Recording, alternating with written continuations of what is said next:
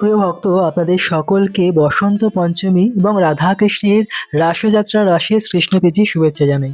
আজকের এই পূর্ণ পবিত্র তিথিতে যেহেতু মা সরস্বতী আজকে আবির্ভূত হয়েছেন, সেই কারণে এই পূর্ণ পবিত্র তিথিতে আমরা গিয়েছিলাম গঙ্গা স্নানে। যেহেতু আমাদের বাড়ি হচ্ছে ভদ্রেশ্বর, ভদ্রেশ্বরের খুবই কাছে হচ্ছে মা গঙ্গা, সেই কারণে আমরা গঙ্গা স্নান করলাম। আপনারাও মানসিক আচমন করুন এবং মা গঙ্গার অশেষ কৃপা লাভ করুন। আমরা যেহেতু প্রয়াগরাজ মহাকুম্ভে যেতে পারিনি, সেই কারণে আমরা গঙ্গা স্নানে এসেছি। আর আমরা যদি যেখানেই থাকি না কেন মা গঙ্গায় স্নান করি, অবগাহন করি, তাহলে কুম্ভে স্নানের পূর্ণ কৃপা আমরা লাভ করতে পারি। আপনারা বাড়িতে গঙ্গা গঙ্গা গঙ্গা ৩ বার বলে স্নান করলে মা গঙ্গার কৃপা লাভ করতে পারবেন। তো প্রিয় ভক্ত, এরপরে আমরা চলে এসেছি ভদ্রেশ্বরের এক খুব সুন্দর সরস্বতী পুজো দর্শন করতে। আপনারা হয়তো অনেকেই জানেন চন্দননগর ও মানকুণ্ডুর জগদ্ধাত্রী পুজো এবং জগদ্ধাত্রী পুজোর লাইটিং জগৎ প্রসিদ্ধ। তো এই চন্দননগর এবং মানকুণ্ডুর পাশেই রয়েছে ভদ্রেশ্বর, এবং ভদ্রেশ্বরে সরস্বতী পুজো খুব বিখ্যাত।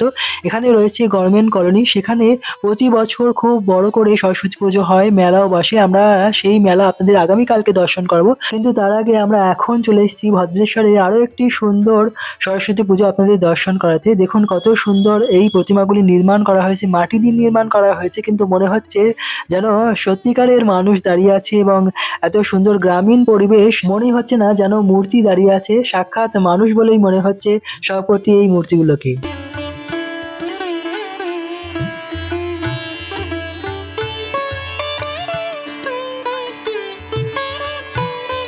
আমরা প্রথমেই দর্শন করলাম লটারির দোকান, তারপরে চায়ের দোকান, তারপরে দেখুন বাচ্চারা কিভাবে ককব্যাট খেলছে।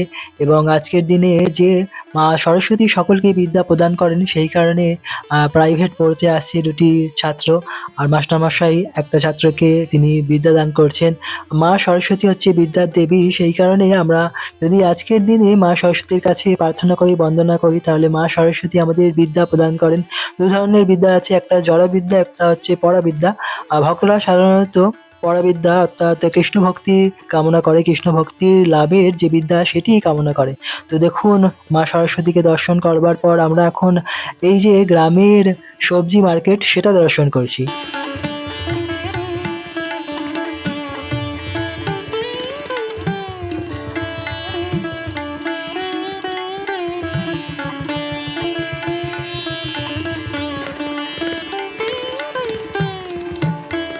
একসময় গরুর গাড়ি ছিল মূল যানবাহন, কিন্তু এখন তো আর গরুর গাড়ি দেখা যায় না। তবুও এই সরস্বতী পুজো দর্শন করতে এসে গরুর গাড়ি দর্শন হচ্ছে, আর খুবই ভালো লাগছে আজকের এই সরস্বতী পুজো দর্শন করতে এসে। ভদ্রেশ্বরে এভাবেই অনেক সুন্দর সুন্দর প্রতিমা এবং সরস্বতী পুজো হয়, আর আমাদের খুবই ভালো লাগে। আপনাদের আজকের এই সরস্বতী পুজোটি কেমন লাগলো অবশ্যই কমেন্টে জানান। আজকের দিনে আরও বিশিষ্ট কিছু উৎসব রয়েছে। আজকের দিনের শ্রীকৃষ্ণ চৈতন্য মহাপ্রভুর স্ত্রী শ্রী বিষ্ণুপ্রিয়া দেবী তিনি আবির্ভূত হয়েছিলেন।